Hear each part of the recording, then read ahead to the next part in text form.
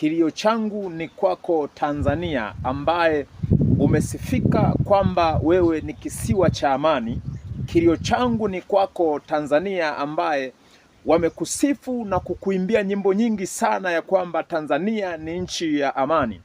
Lakini nataka niseme jambo moja, ya kwamba ungekuwa ni nchi ya amani, usingefurahia watu wako kupotea kwa kiasi wanachopotea.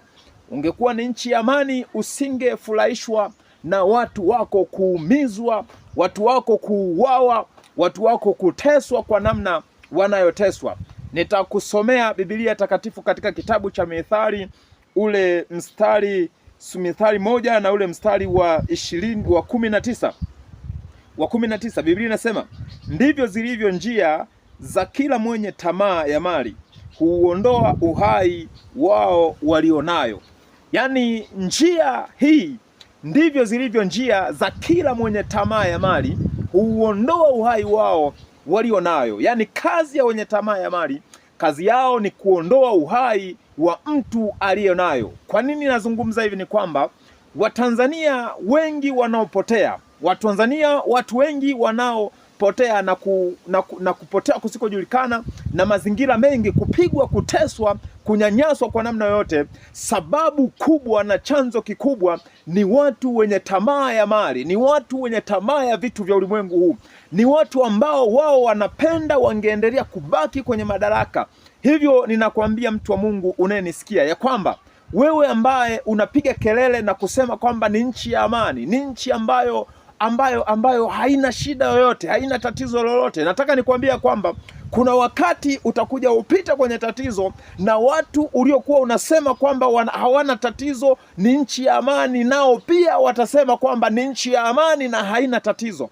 Lakini nataka nikwambia kwamba kitu kikubwa ambacho ni neno la Mungu na Mungu alikitaka, anasema lieni na wanaolia. Tulitakiwa tupaze sauti pamoja na wenzetu wanaopaza sauti. Ilitakiwa tuimbe kama ni kupiga kelele za namna yoyote, kama ni kupiga kelele za namna, tupige pamoja na wenzetu zile wanazopiga wenzetu. Kama ni kuimba kwa furaha, basi pakiwa na furaha, ilitakiwa tufurahi na wenzetu kwa sababu wamefurahi. Lakini ikiwa wenzetu wanalia, sisi tukasema ni nchi ya amani. Ikiwa wenzetu wanatekwa, sisi tunasema ni amani. Ikiwa wenzetu wanauawa, wanapotezwa usiku na mchana, tunaona mambo mengi yanaendelea kwenye taifa hili, lakini bado sisi tukawa ni watu wa kuimba amani kama watu fulani ambao kwa akili ya kawaida unaona kabisa hawana ubinadamu ndani, bali wana ushetani na mioyo yao iliyojaa ushetani. Hao watu ni watu ambao tunatakiwa tuwatafakari mara mbili mara tatu. Ni kwa sababu hauwezi mwanadamu kabisa mwenye akili timamu, mwenye ufahamu timamu, watu wakawa wanapotea, watu wakawa wanatekwa, yeye akawa anaimba amani na kusema amani. Tanzania ni nchi ya amani. Nchi ya amani inakuwaje? Nchi ya amani ikiwa watu wanatekwa? Inakuwaje nchi ya amani ikiwa watu wanapotea? Inakuwaje nchi ya amani ikiwa watu wanapakaziwa kesi? Inakuwaje nchi ya amani ikiwa watu wanavamiwa nyumbani kwao na watu ambao wanajitambulisha kama ni jeshi la polisi au wanajulikana kama ni jeshi la polisi?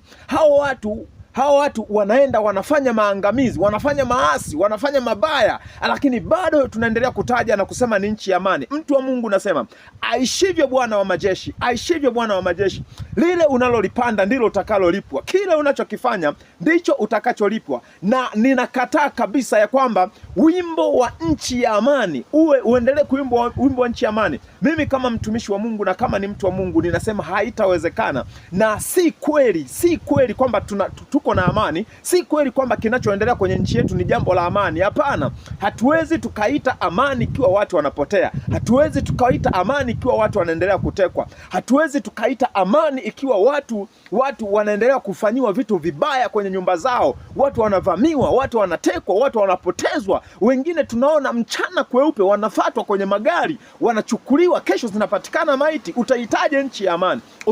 Utasemeje hapa kuna amani? Watu wa Mungu, vitu vingine tuwe tunaviangalia. Watanzania wenzangu, tuwe tunalia kilio kimoja.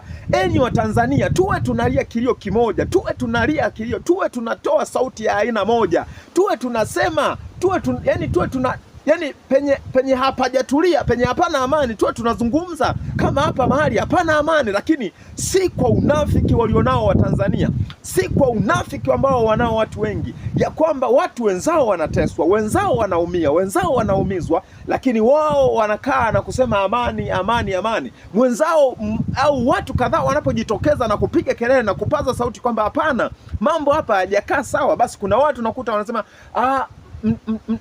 mtafanyiwa hivi, mtafanyiwa hivi, acheni, sijui mtafanyiwa. Mtu wa Mungu, hakuna aliye salama kiuhalisia kabisa, hakuna aliye salama, kwa sababu kuna lugha huwa inatumiwa kwamba sio wote walioko gerezani wana hatia, sio wote walioko jela wana hatia. Mtu wa Mungu, mwanadamu yoyote aliyoko chini ya jua, amini ya kwamba siku ya siku upo wakati litakukuta ambalo hukutarajia, na ni mashetani peke yao ambao wanaona amani watu wanapouawa, watu wanapokufa, watu wanapopata ajali, watu wanapopatwa mateso ya namna nyingi duniani.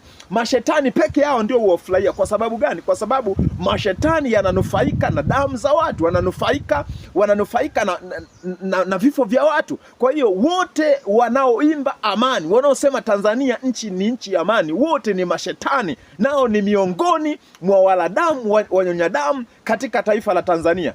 Mungu awabariki sana wewe uliyenisikia, na ninakuambia ya kwamba Tanzania si nchi ya amani, kwa sababu haiwezekani watu wakawa wanatekwa kwa namna wanayotekwa, watu wakawa wanavamiwa kwa nyumba zao na kitu kinachoitwa jeshi la polisi, watu wanaojitambulisha kama ni jeshi la polisi, lakini jeshi letu la polisi halitoi